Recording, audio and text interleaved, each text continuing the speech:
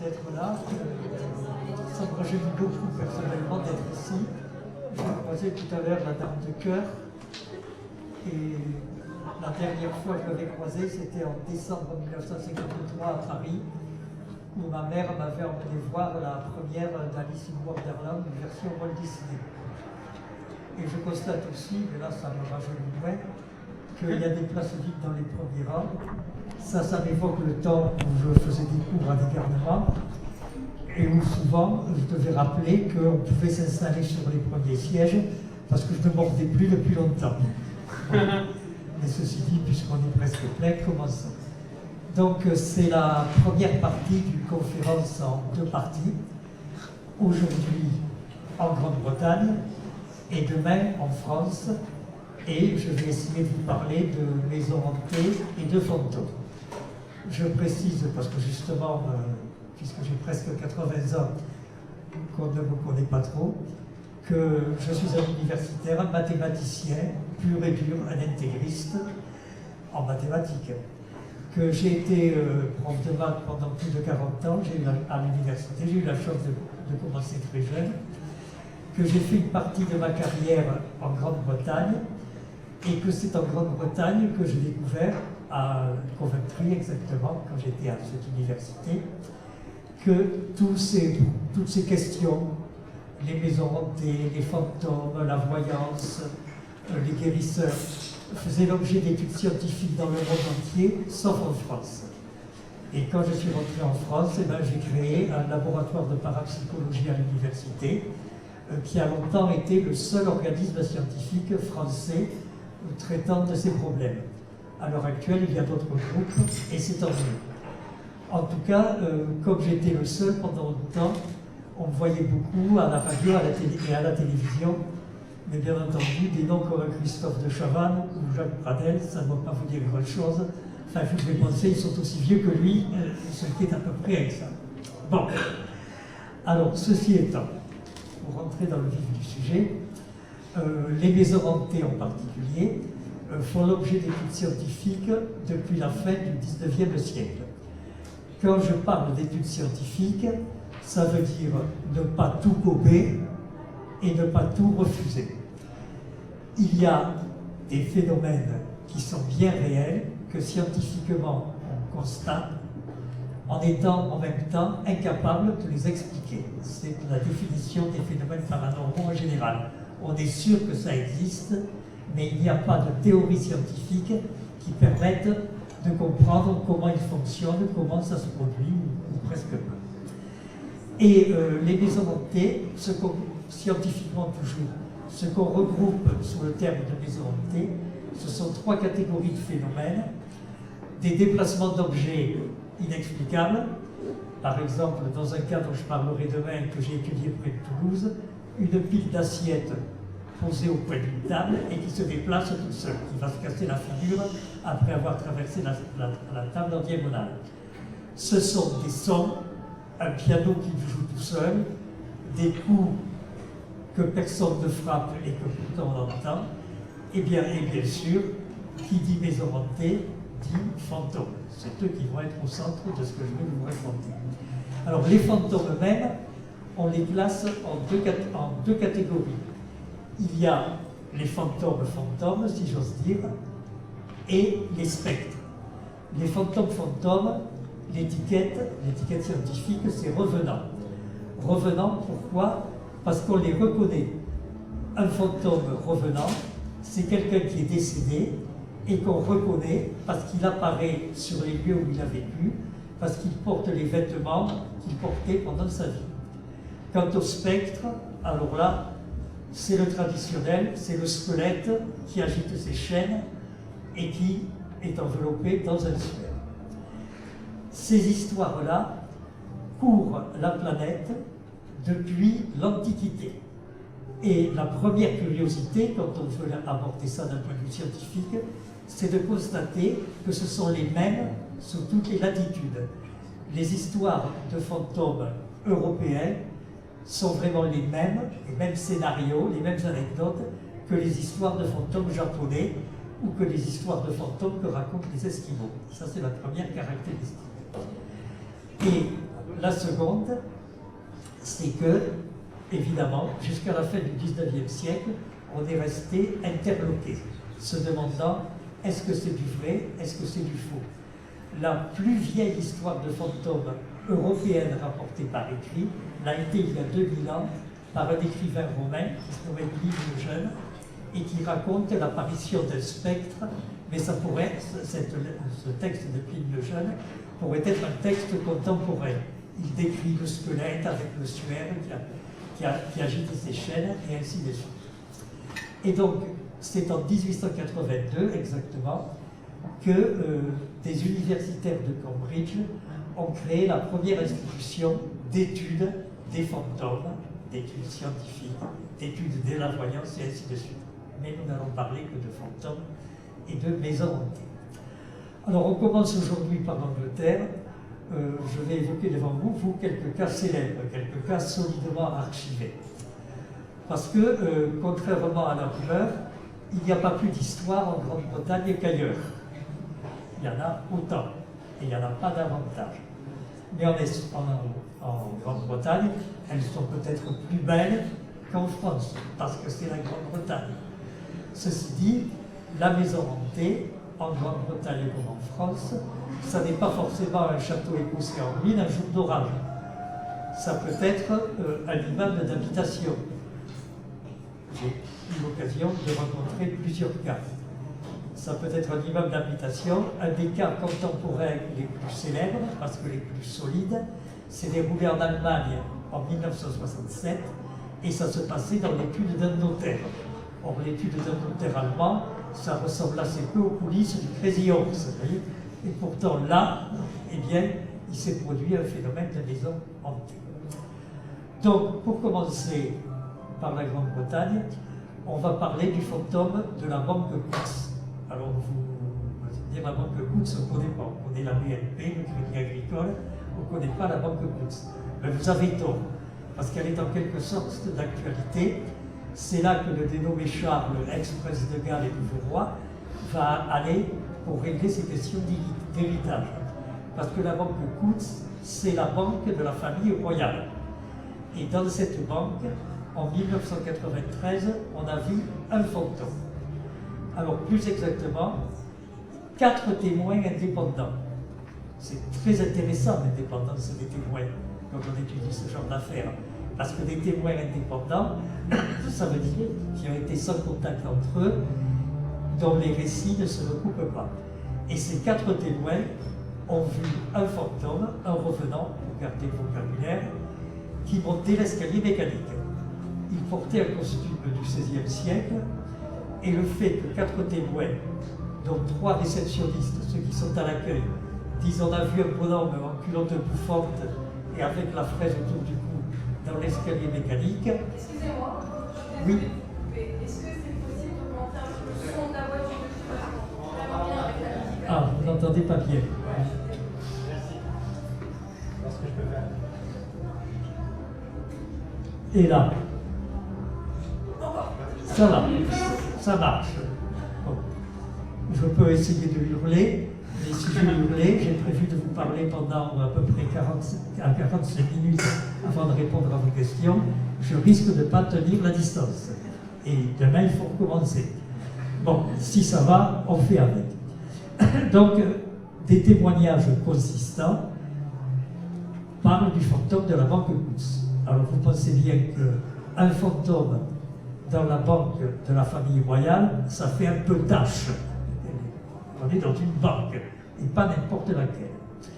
Et un des directeurs a eu l'idée de faire appel à un médium. Alors, qu'est-ce que c'est qu'un médium? Un médium, c'est une personne qui est supposée être capable d'entrer en relation avec les morts. Je dis supposée parce que pour admettre cette idée, il faut d'abord croire qu'on peut communiquer avec les morts. Et ça, c'est une croyance. Scientifiquement, personne n'a enregistré un mort en train de raconter sa vie, si on peut dire. Donc on a fait venir un médium, et le médium a dit, moi je vais discuter avec le bonhomme. Laissez-moi passer la nuit dans la banque, au pied de l'escalier mécanique, et le lendemain, le médium a raconté à la direction, ah oui, on sait qui c'est. C'est Thomas, qui était duc de Norfolk. Ah, très bien, oui, vu la description qu'on a de ses vêtements, ça colle. Et qu'est-ce qu'il vient faire ici, ce Thomas, duc de Norfolk? Eh bien, dit le médium, il m'a raconté qu'il avait été décapité, ce qui est historiquement exact. Il avait été mêlé à quelques magouilles contre la reine Élisabeth la première, c'est pas lui qui a tué la seconde. Donc, il a été décapité à l'endroit où plus tard on a construit l'immeuble de la banque. Et il est mal à l'aise parce qu'il estime qu'il a été victime d'une erreur judiciaire. C'est marrant comme les décapités racontent souvent qu'ils ont été victimes d'une erreur judiciaire. On l'a décapité trop tôt. Et donc depuis, je reviens parce que je suis mal à l'aise dans l'au-delà. Alors ça, c'est le récit du médium. Toujours est-il qu'on a fait célébrer une cérémonie religieuse et on n'a plus vu le fantôme. Et on ne le voit toujours pas. Enfin maintenant, si on le voit ces jours-ci, quand Charles va aller signer les papiers pour toucher l'héritage, je vous assure qu'on en entendra parler. Mais en tout cas, à l'époque, c'était en 1993, on n'en a plus entendu parler après la cérémonie religieuse. On en a entendu parler, moi j'ai découvert l'affaire par un article dans un magazine qui est bien connu, c'est Le Point. Un article qui est paru en novembre 1993. C'est là que j'en ai entendu parler, que je suis rentré en relation avec mes correspondants britanniques pour leur dire alors vous êtes au courant, etc. etc. Ça c'est la première jolie histoire de fantôme britannique. Mais quand on fait un bilan, on s'aperçoit d'abord que si les témoignages sont nombreux, une fois qu'on fait le tri, il ne reste pas grand-chose. Pour vous donner une idée, au laboratoire de parapsychologie de Toulouse, entre 1974, qui est la date de la fondation, et 2008, l'année où j'ai été atteint par la limite d'âge, où on m'a dit il faut vous intéresser à autre chose, nous avons enregistré exactement 1117 témoignages de récits d'apparitions de fantômes. Sur ces 1117, donc en presque 40 ans, nous avons ouvert 92 enquêtes. Ça fait déjà un sacré tri. Quand on reçoit la lettre, puisqu'à l'époque, figurez-vous qu'Internet n'existait pas, quand on reçoit la lettre, on dit là, ça ne vaut pas la peine, on classe, on archive. Donc 97 fois, nous avons ouvert une enquête. Et à 8 reprises seulement, ce sont les cas que j'évoquerai en majorité demain, à 8 reprises seulement, nous nous sommes trouvés devant des situations où nous avons pu dire, nous avons pu prendre cette fameuse formule, scientifiquement nous constatons, nous sommes sûrs que c'est vrai, mais il n'y a rien dans les connaissances scientifiques qui permettent d'expliquer et de comprendre. Vous voyez, ça fait très peu. Donc 8 cas en quelques dizaines d'années, c'est seulement un résidu. Mais c'est justement ce résidu qui pose problème. Parce que c'est très peu, mais c'est du solide, c'est du béton. Et c'est du béton auquel, scientifiquement, on ne comprend rien. Pourquoi voyait-on un fantôme dans l'escalier mécanique de la Montecoutte? On est certain que des gens ont vu quelque chose. Mais le pourquoi, le comment, le mécanisme de ce quelque chose, on en ignore tout.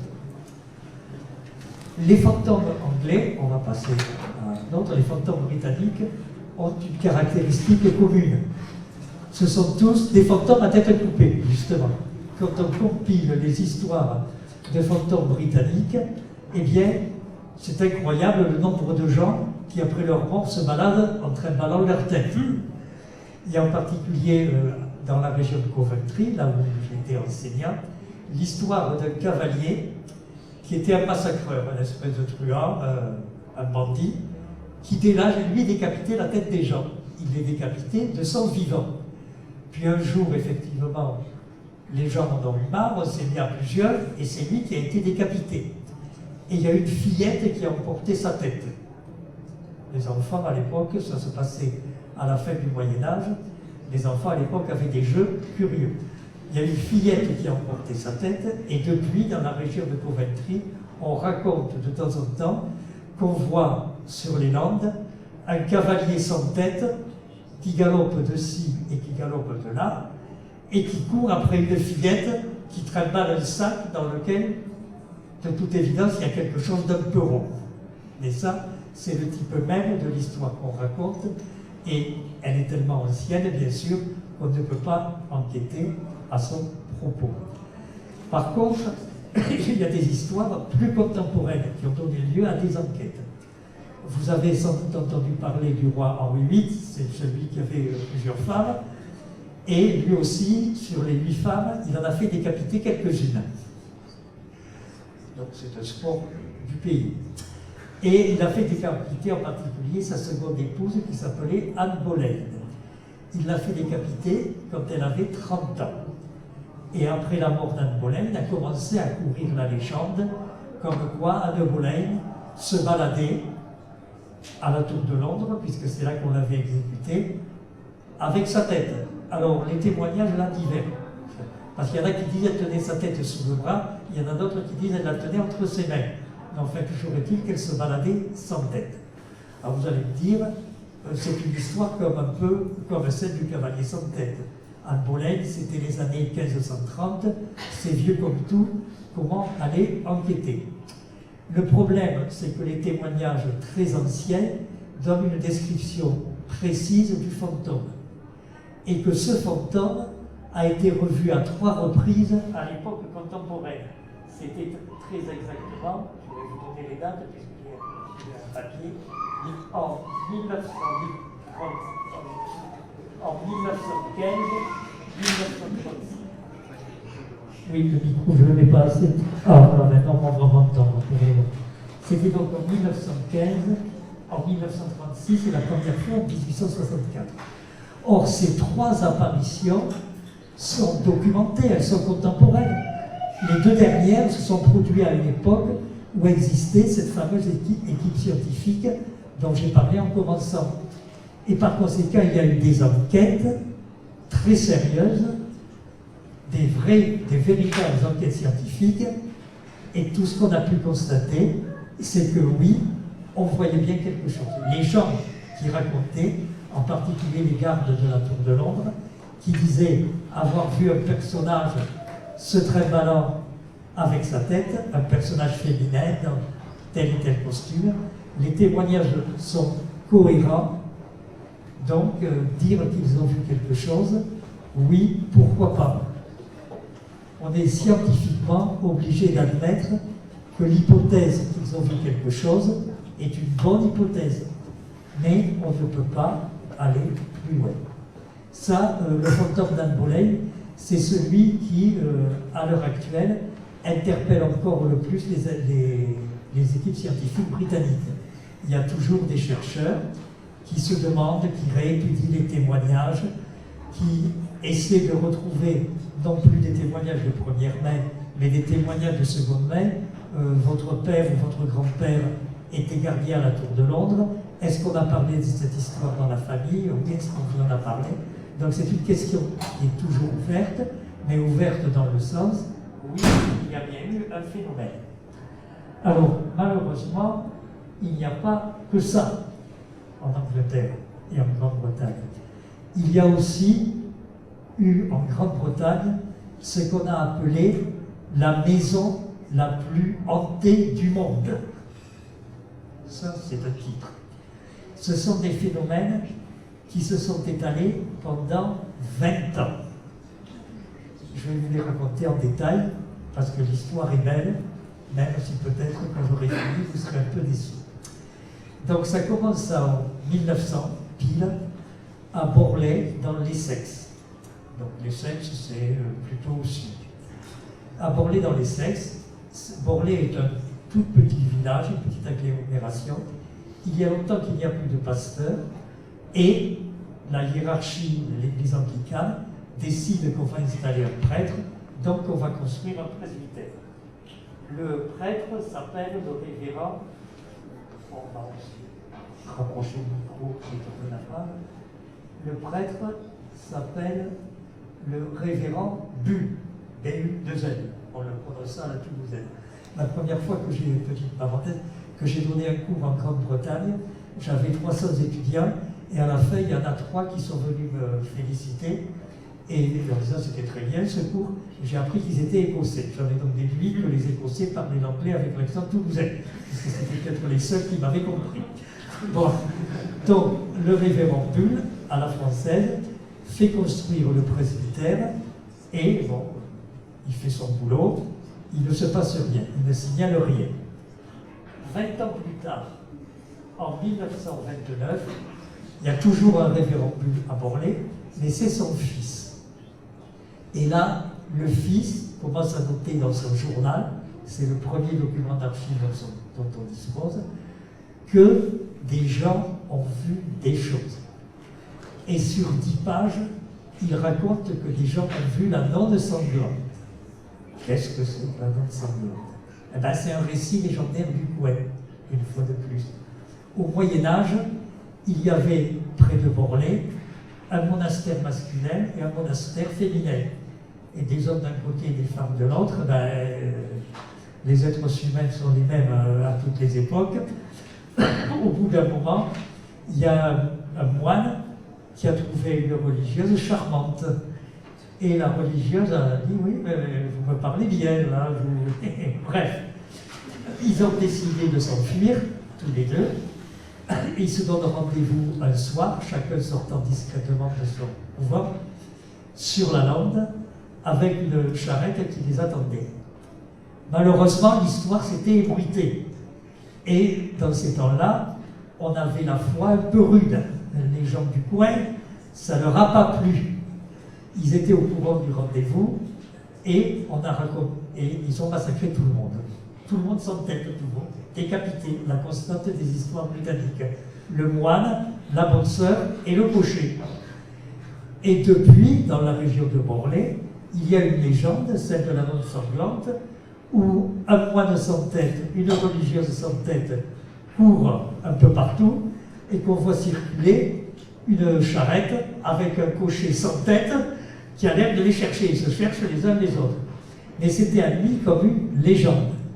Et donc, le révérend Bull, numéro 2, découvre que cette légende est réactivée, qu'on en reparle, qu'il y a des gens qui disent « Oh, je rentrais des champs le soir et j'ai vu quelque chose. » Bon, très bien. Il raconte ça, c'est son journal. 2 ans après, il prend sa retraite et un nouveau révérend qui s'appelle le révérend Smith, ça ne s'invente pas de s'appeler Smith, le révérend Smith prend son poste. Et alors là, le gars va savoir comment, va savoir pourquoi, il se sent mal à l'aise au presbytère. Il sent comme une présence. Quand il entrouvre sa fenêtre le soir, il m'arrive de temps en temps d'avoir l'impression qu'il voit quelqu'un, tantôt un homme, tantôt une femme, qui court et qui est sans tête. Mais évidemment, qu'est-ce qu'il va faire avec ça? Il fait un peu de burn-out ou de dépression, et il dit, je ne peux pas en parler, je ne vais quand même pas en parler en faisant mon sermon le dimanche. Je ne vais quand même pas dire aux gens qui viennent assister à l'office, vous savez, de temps en temps, le soir, en trouvant mon rideau, je vois des choses bizarres. Donc le malheureux, parce que vous allez voir qu'il faut le plaindre, il décide d'écrire à un journal de Londres, le Daily Mail. Et là, le Daily Mail, il fait ni une ni deux. D'abord un gros titre, la nonne sanglante est apparue à Morlaix. On va mener une enquête, et là, on envoie sur place Harry Price. Alors, qui était Harry Price dans les années 30? C'était le Éric Antoine de l'époque, l'illusionniste le plus célèbre. Le Harry Price arrive avec quelques assistants, et dès qu'il est sur place, le lendemain, ça se déchaîne, ça devient de la folie. Les assiettes se cassent, on entend des coups dans les murs, tout le monde voit la nonne sanglante le soir, et Henry Price décide, oh, c'est trop dangereux, je me replie, je ne cherche pas à en comprendre davantage, parce que c'est trop chaud ici. Il se replie en disant, je reviendrai périodiquement. Et on nomme un nouveau pasteur, le pasteur Stuart. Alors celui-là, il a tenu 4 ans Et on ne sait pas comment il a fait pour tenir 4 ans. Parce qu'il a aussi rédigé son journal, c'était de la folie. C'était du cinéma en direct dans son presbytère. Les tableaux qui se balançaient, la théière qui faisait des bonds, les chaises qui se renversaient, enfin bref, ce qu'on voit au cinéma et qu'on ne voit jamais dans la vie de tous les jours. Évidemment, on appelle Harry Price en retour. Harry Price revient, ce sont des bombardements de pierres, des cailloux venus de n'importe où. Harry Price repart en disant « Moi, je veux bien être un débunker, un chasseur de fantômes, mais quand même, il ne faut pas pousser. Le lieu est un peu dangereux. » Et de toute cette affaire, le journal continue de rendre compte régulièrement. Ça dure 10 ans. Et au bout de 10 ans, il y a une voix, c'est la première fois qu'on entend une voix, qui dit, alors que des assistants d'Harry Price sont là, dans 1 mois et 1 jour, je mettrai le feu au presbytère. Une voix de fantôme. Du coup, Harry Price revient. La voix, la première qu'on entend depuis qu'on parle de phénomène. La voix avait bien donné une date. Et quand la voix s'est exprimée, c'était le 28 février 1900, je peux le retrouver, parce que je ne connais pas par cœur, 1935. 1 mois plus tard, le presbytère flambe. Et c'est filmé, parce qu'Harry Price était revenu avec des caméras. Le presbytère flambe, mais alors un incendie, ce qui se fait de bien, là aussi, comme au cinéma, comme dans Autant, on emporte le vent. Évidemment, repli général, on ne parle plus de tout ça, débrouillez-vous pour ne pas dire démerdez-vous avec, on s'en occupe plus.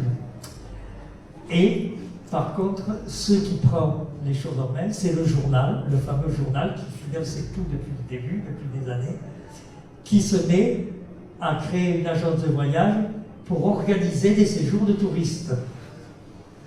Et donc, il y a des touristes qui viennent, alors il y a certains qui viennent pour rien, qui ont payé, il ne se passe rien. Il y en a d'autres qui disent j'ai été bombardé par, j'ai reçu une brique.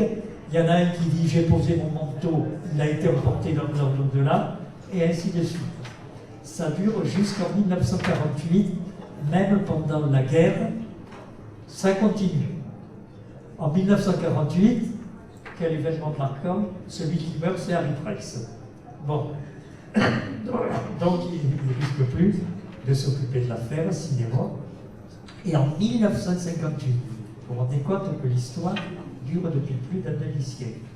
Cette histoire du presbytère hanté de Morlaix, en 1958, est prise en compte par l'équipe scientifique, dont je n'ai pas donné le nom, celle qui avait été créée en 1882, la Société de recherche psychique.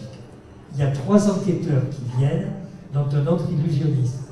Ils fouillent tout et ils découvrent que tout était truqué depuis la première visite d'Harry Price. C'était lui qui, le premier, quand il était arrivé avec 2 camions de matériel, avait apporté dispositifs électriques, dispositifs lumineux, enfin tout ce que vous voulez.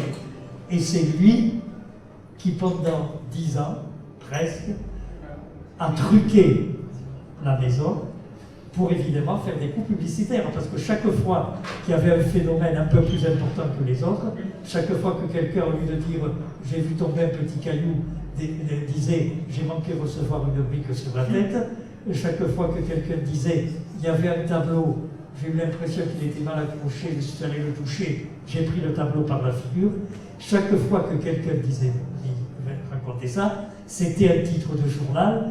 Dans la maison la plus hantée d'Angleterre, Harry Price était sur place, et il s'est passé ci, il s'est passé là. Et évidemment, quand Harry Price allait donner ses spectacles, puisque illusionniste professionnel, il y avait un peu plus de monde que partout, que chez ses concurrents. Et donc la maison la plus hantée d'Angleterre, on la visite encore, enfin on visite les restes, parce que pour brûler, ça a bien brûlé. Quand il a foutu le feu, il a vraiment là aussi fait les choses en gras. La maison la plus hantée d'Angleterre, c'était une maison truquée. Par contre, n'était pas truquée un cas qui s'est produit en 1977, que j'ai eu l'occasion d'étudier, je me suis déplacé sur place. c'est le cas de le dire, j'ai eu l'occasion de m'y rendre avec Jacques Pradel. Le nom dit quelque chose sans doute au plus vieux. Jacques Pradel qui est un ami qui a préfacé mon dernier livre. Et à l'époque, Jacques Pradel avait une émission tous les soirs sur France Inter qui était consacrée au phénomène inexpliqué. Donc nous sommes allés un peu enquêter, mais surtout l'enquête britannique, toujours l'enquête de la Société de recherche psychique, a duré 13 mois. Parce que là, on a fait un pari.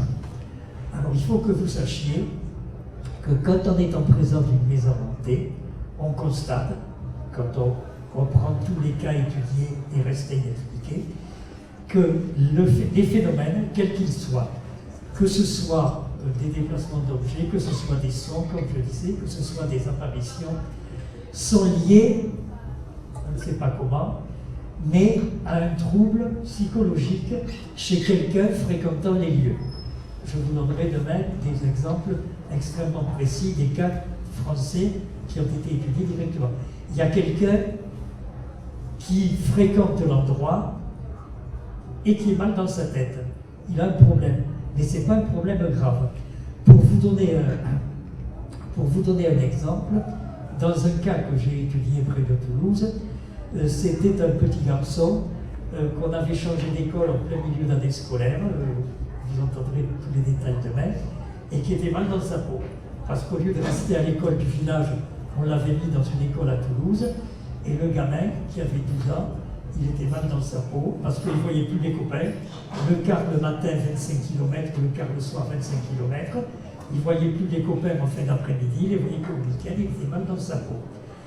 Dans un autre cas dont je parlerai aussi demain, c'était un monsieur qui avait une décision à prendre avec, dans un petit différend, 3 fois rien, avec un voisin.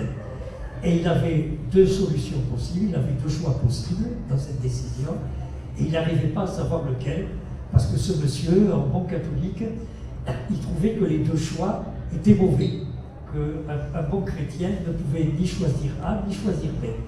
Et du jour où il a eu conscience de cette situation, ça a commencé par taper dans les murs chez lui, mais ça tapait avec une telle force, là, nous avons enregistré, que j'avais appelé ça le gong de l'enfer, tellement ça tapait fort, toutes les nuits aux mêmes heures. Donc, dans les cas de maison hantée, il y a toujours quelqu'un comme ça qui a un problème, mais un problème qui est vécu par des millions de personnes sur Terre sans que jamais ça fasse de dégâts. Mais dans quelques cas, ça crée c'est lié à ces phénomènes. Et si on résout le problème, là près de Toulouse, nous avons expliqué la situation aux parents et nous avons dit remettez votre fils à son ancienne école et si ça continue, on reviendra et on n'est pas revenu. De même, au monsieur, on lui a expliqué qu'il avait 50 ans, qu'il pouvait être un grand garçon et parler à ses voisins. Et le gong de l'enfer a cessé de résonner dès le lendemain. Donc, si on résout le problème, eh bien le phénomène cesse. Et donc, à Londres, en 1977, dans la banlieue de Londres, il s'est passé une série de déplacements d'objets, comme ça, dans une famille qui était devenue brutalement monoparentale. Donc, pour des raisons qu'il ne nous appartient pas d'exposer, comme on dit à la Sorbonne, mais enfin, 4 enfants se retrouvaient seuls avec une mère, avec leur mère. Le père était parti comme ça du jour au lendemain. Et 8 jours après le départ du père, eh bien, les objets ont commencé à se déplacer. Et en particulier, l'enquête a montré qu'ils se déplaçaient quand une des filles, c'était une fille avec la maman, il y avait une petite fille et 3 garçons entre 14 et 9 ans. Quand une petite fille, Jeannette, de 11 ans, était à la maison. Les phénomènes ne se produisaient que quand Jeannette était là, quand elle rentrait de l'école, le week-end, et à aucun autre moment. Et essentiellement des déplacements d'objets, parfois volumineux, comme une soupière qui traverse la table. Et donc là, les enquêteurs de la Société de recherche psychique ont pris un pari. Ils ont dit, au lieu d'essayer de voir d'envoyer la petite fille chez un psychologue pour qu'elle se sente mieux dans sa peau et que les phénomènes cessent, mais on va s'occuper d'elle, on va l'enterrer, on va l'entourer, pas l'enterrer.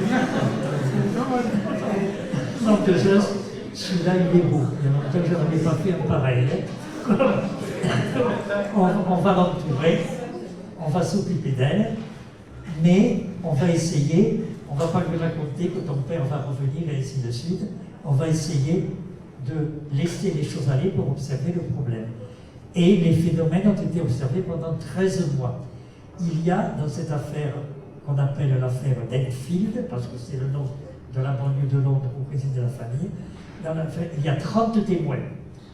30 témoins, des scientifiques, des policiers, des journalistes, 30 témoins qui ont assisté au moins à une fois à des phénomènes.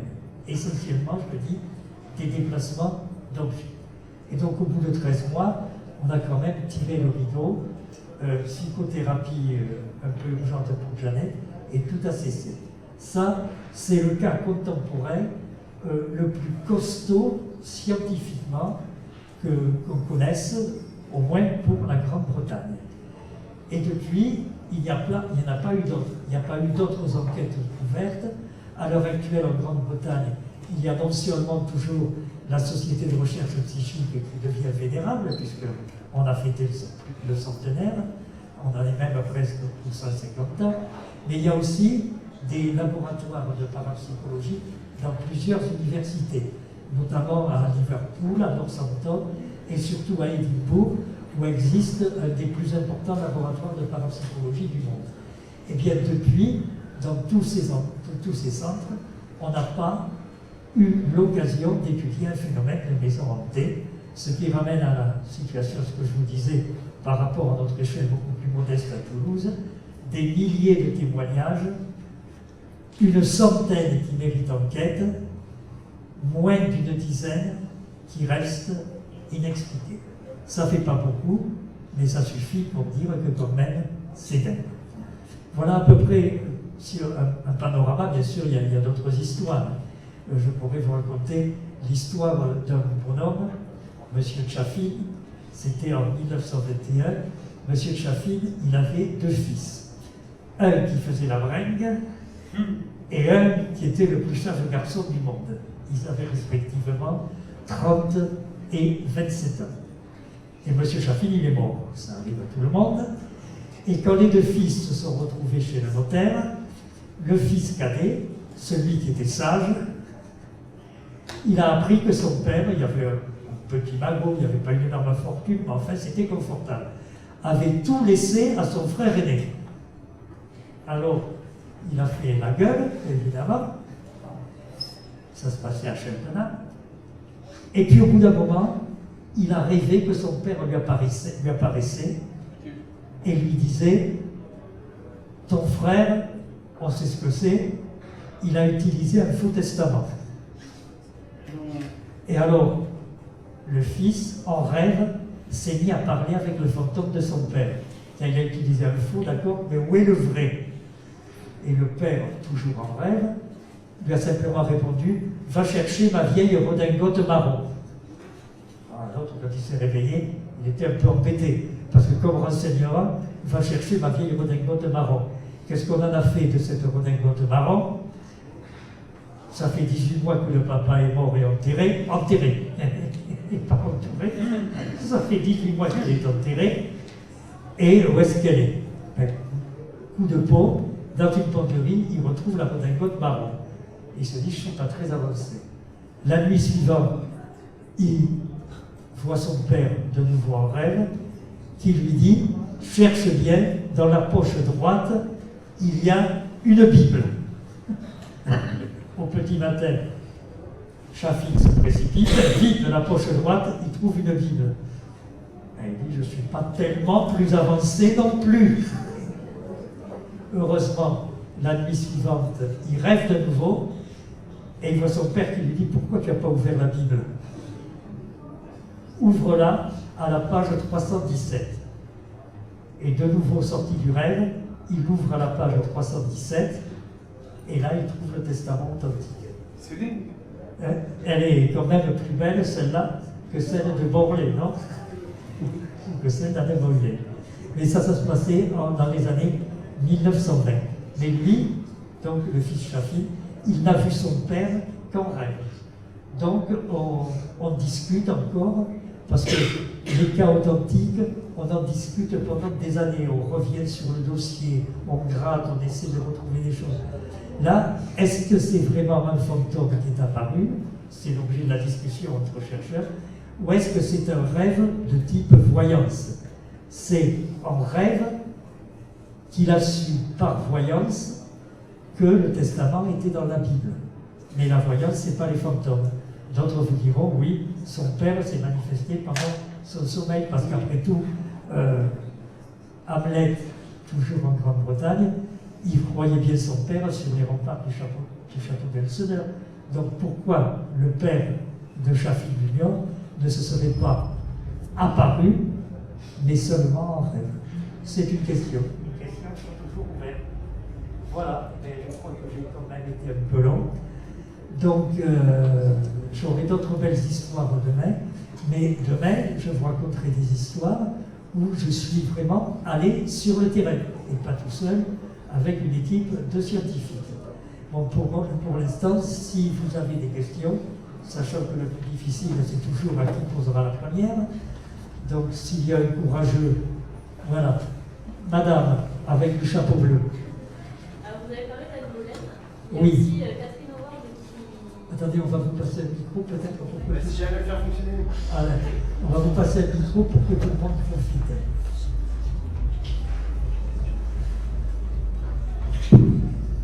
Voilà. À propos du fantôme d'Anne Boleyn. Alors, du coup, vous avez parlé d'Anne Boleyn, et il y a aussi la cinquième femme de Henri VIII qui est vue aussi dans les couloirs de Westminster, si ma mémoire est bonne, donc Catherine Howard.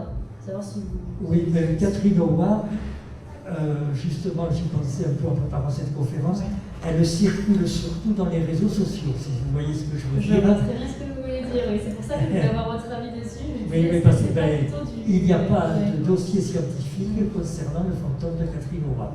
D'accord. Par contre, effectivement, dans les réseaux sociaux, il y a beaucoup de choses à Oui, ça solliciter. circule beaucoup, oui. Oui. Mais dans les dossiers scientifiques, il n'y a rien. D'accord. Bon, il y avait déjà quelqu'un d'autre qui levait le bras. Plus personne. À croire que je vous ai endormi. Allez. Merci. Il paraît que l'exorciste, c'est une histoire vraie, et que c'était un garçon à l'origine. L'exorciste, ça a des liens avec une histoire, avec des histoires vraies. Ça a des liens. Les scénaristes se sont inspirés de témoignages vrais. Mais la question de l'exorcisme, elle n'est pas liée, elle n'a pas de rapport avec la question des maisons hantées. Et vous, puisque vous évoquez le film de William Friedkin, je peux vous dire quand même qu'un véritable exorcisme, c'est rudement barbant. Parce que j'ai assisté un jour à un exorcisme dans une petite église près de Carcassonne, à la demande de l'évêque. C'était le curé du coin qui, pour diverses raisons, voulait pratiquer un exorcisme sur quelqu'un. Et l'évêque a dit d'accord, je donne l'autorisation, mais à condition que l'Union et son équipe soient présents. Nous y sommes allés, et nous, tout ce que nous connaissions à l'époque en matière d'exorcisme, c'était le film. On l'avait tous vu. Donc, quand on a monté l'équipe, on a dit d'abord, on prend les plus costauds, les plus costauds, les gars, on prend de tout, on prend des seaux, et ainsi de suite. Parce que ça risque de servir, puisqu'on a vu au cinéma. Ah ben, on s'est profondément ennuyé, parce qu'on s'est retrouvé dans l'église ce soir, c'était un soir d'automne, il faisait magnifique, c'était un beau temps. Donc on s'est retrouvé dans l'église après le souper. Le possédé, ou le supposé possédé, est arrivé avec sa copine. Le curé est arrivé aussi. Il a commencé à se mettre face au possédé, à réciter des prières. Et nous, on attendait toujours avec Rousseau, et puis en particulier André, qui était un membre de l'équipe, un malabar qui faisait 1m90 et à peu près autant en largeur. On attendait prêt à tout, et il ne se passait rien. Le curé récitait des prières, Satan sort de ce corps. De temps en temps, le soi-disant possédé répondait non, je ne veux pas. Et puis ça recommençait, on récitait des prières. il ne se passait rien de spectaculaire. Alors au bout d'un moment, le curé a dit, bon, ben, je crois que ce soir ça ne marche pas, on ne recommence pas. Il nous a offert la blanquette de Limoux, puisqu'on était dans l'Aude. Et après, on a fait un rapport expliquant que ça relevait sans doute de la psychiatrie, enfin, quand on a fait le tour de la question, la personnalité du soi-disant possédé, etc. Et on l'a envoyé à l'évêque. Et puis, j'ai parlé un peu avec le prêtre, avec le curé. J'ai dit, vous savez, monsieur le curé, je ne pense pas qu'il y ait là quelques phénomènes mystérieux, que ça ne relève pas de la parapsychologie, mais de la psychologie tout court. Et le pauvre homme, il y croyait vraiment, lui, il faut dire qu'il était curé, moi je suis prof de maths, il y croyait vraiment, il m'a répondu, qu'est-ce que le diable est fort, il a réussi à vous tromper vous aussi. J'ai envoyé le rapport à l'évêque, et quelque temps, l'évêque m'a écrit en me disant, mais oui, c'est un peu embêtant, mais enfin ça c'est une affaire interne, il va falloir que je m'explique avec le curé, parce que le curé m'a dit, qu'est-ce que le diable est fort, il a trompé toute l'équipe à Lignon, et il trompe aussi l'évêque d'ailleurs. Mais il y croyait. Bon. Mais autrement, qu'est-ce qu'on s'était ennuyé alors? Mais on a ramené les seaux qui étaient tout à fait propres, on n'a pas eu à les rincer. Bon, une autre question s'il vous plaît? Oui?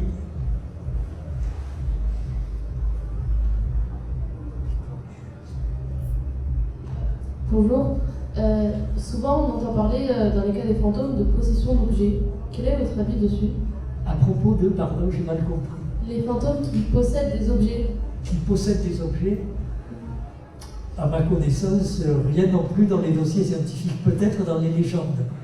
Il ne faut pas oublier que derrière toute histoire de fantômes ou de maisons hantées scientifiquement authentique, il y a souvent une légende. La légende, c'est la fumée. Le feu, c'est de savoir si derrière la légende, il y a autre chose. Vous voyez, à Borlée, il y avait bien la légende. Et derrière, il n'y avait rien. Par contre, il y a des endroits, je pense en particulier à un cas dans l'Aveyron, ici, où il y a une légende et où il y a des faits qui sont en grande partie authentifiés. Mais il n'y a rien comme quoi le fantôme est un objet en sa possession. Ça tourne toujours autour de ce que je vous disais en commençant. Soit des déplacements d'objets, mais qui peuvent être spectaculaires. En Belgique, en 1993, c'était avant, je le dis pour les plus jeunes d'entre vous, avant les téléphones portables. Donc en 1993, par les déplacements d'objets, il y a eu un téléphone fixe, le fil s'est arraché et le combiné a fait un bond. Vous voyez, ça peut être des déplacements importants. Il y a des sons, l'histoire que je raconterai demain, près de Montpellier, quand on entendait ce que vous vous semblez amuser à appeler le coq de l'enfer, ça tapait fort. Et il y a des récits d'apparition. J'ai un cas, je ne sais pas si j'aurai le temps d'en parler demain, où vraiment on a un récit d'apparition. C'est une histoire qui est assez triste. C'est l'histoire d'un monsieur qui s'est tué dans un accident de voiture en allant à la maternité. Il venait d'être papa. En allant à la maternité, il a eu un accident de voiture, il est mort. Et évidemment, ce n'est pas le bébé qui a été traumatisé, c'est sa conjointe. Et à partir de là, il y a eu des phénomènes. C'était d'ailleurs une dame qui avait un fort caractère, parce qu'au début, nous avons commis une erreur, nous avons pensé qu'on allait le classer parmi tous les trucs. Et comme elle n'était pas loin de Toulouse, elle a débarqué à l'université en disant « Je ne vais pas vous le raconter par écrit ce que j'ai vécu, je vais vous le raconter en face à face ». Et là, on a décidé d'ouvrir une enquête. Oui. Et là, vraiment, elle voyait son conjoint apparaître. Et quand nous avons étudié son récit, notre conclusion, c'est pas « nous sommes d'accord, elle a vu son conjoint apparaître », c'est une conclusion qui est plus prudente, c'est elle raconte qu'elle l'a vu apparaître et c'est pas du pipeau. Vous saisissez la différence. On ne dit pas c'est vrai qu'elle a vu quelqu'un apparaître, on dit quand elle raconte qu'elle a vu quelqu'un apparaître, elle ne ment pas. Il y a une différence. On n'a pas fait des photos, on n'a pas fait des films. Le Coq de l'Enfer, nous l'avons enregistré. On n'a pas des photos et des films de l'apparition du papa. On a simplement le récit de la maman Et ce récit, quand on étudie ça comme on étudie les témoignages, avec des méthodes de flic d'ailleurs quelquefois, ce récit tient la route. Une autre question encore? Oui, peut-être la dernière.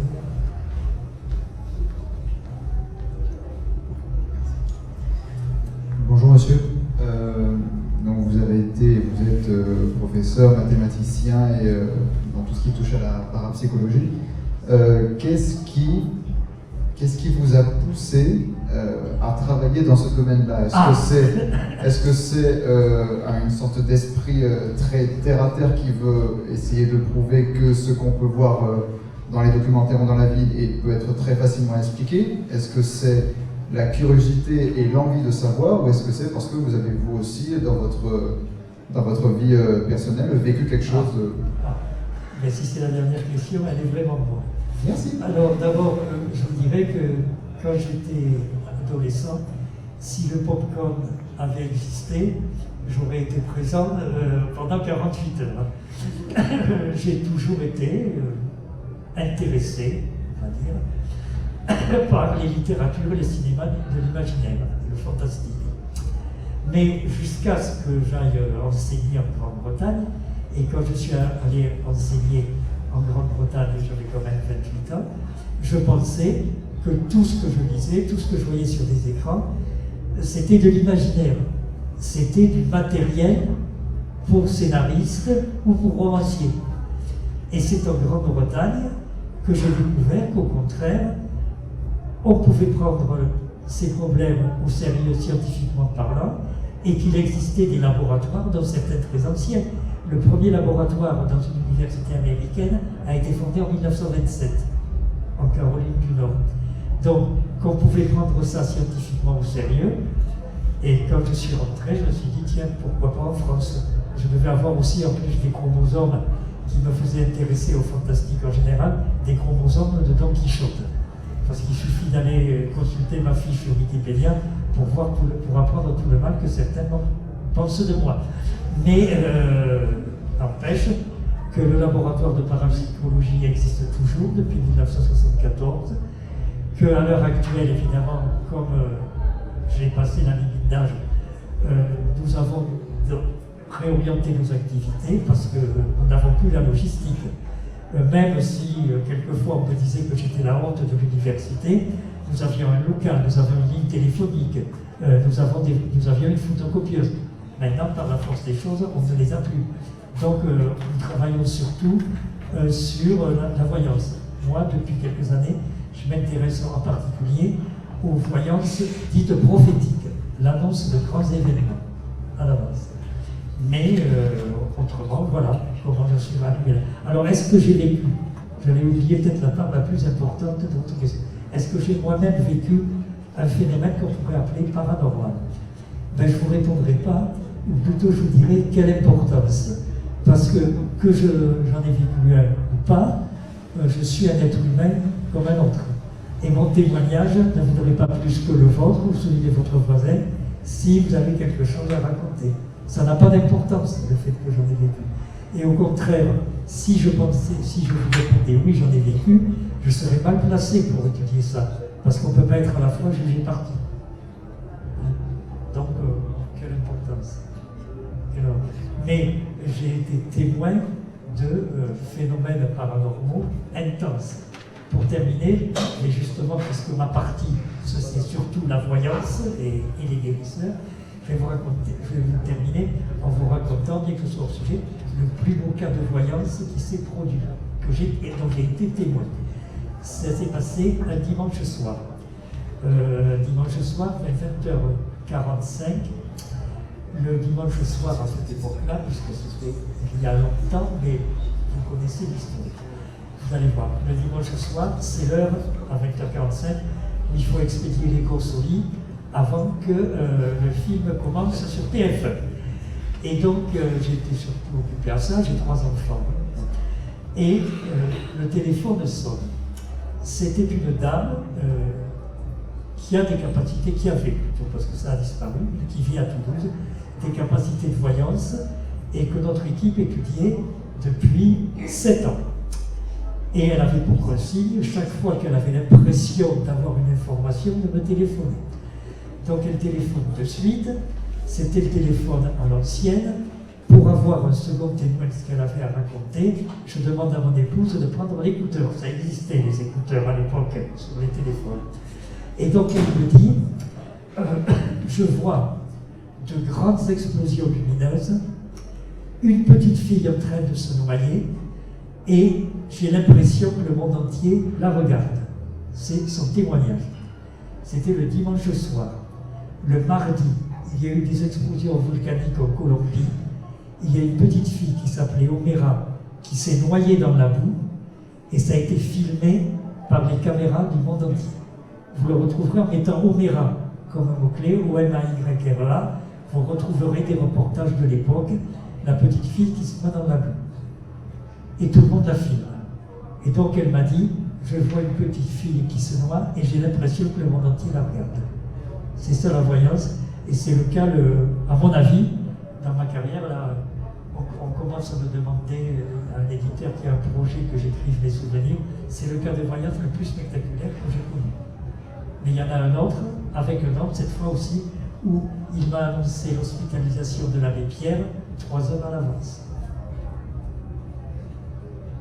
Voilà, là, je peux vous parler de cas que j'ai vécus, mais les cas dont j'aurais été témoin et peut-être acteur, ça n'a pas d'importance. Vous ne m'en voulez pas? Du tout. Bon. Il n'y a pas une autre question? Oui, allez, la dernière. Ça n'a pas trop de rapport. C'était pour avoir votre avis dessus. Sur l'affaire du Padre Pio,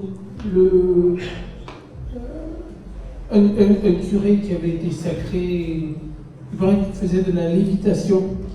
Ah, il était apparu sur les mains les endroits où le Christ s'était fait. Écoutez, les phénomènes religieux, ce sera, disons peut-être pour une conférence l'année prochaine. Les miracles, les prophéties, des choses comme ça, c'est un sujet très intéressant, mais c'est hors sujet ici. Sujet ici. Bon, merci. Oui, pardon, allez, quelqu'un qui était. Oui, vous levez le bras? Je ne sais pas si on lève le bras ou pas ici. J'ai plus mes jambes de 20 ans, j'ai plus mes yeux de 50 ans. Non, il n'y a plus de questions de personne? Bon, mais je vous raconterai d'autres histoires demain. Mais là, je vous raconterai surtout des histoires dont j'ai été acteur. Acteur en tant qu'investigateur scientifique. Allez, merci encore.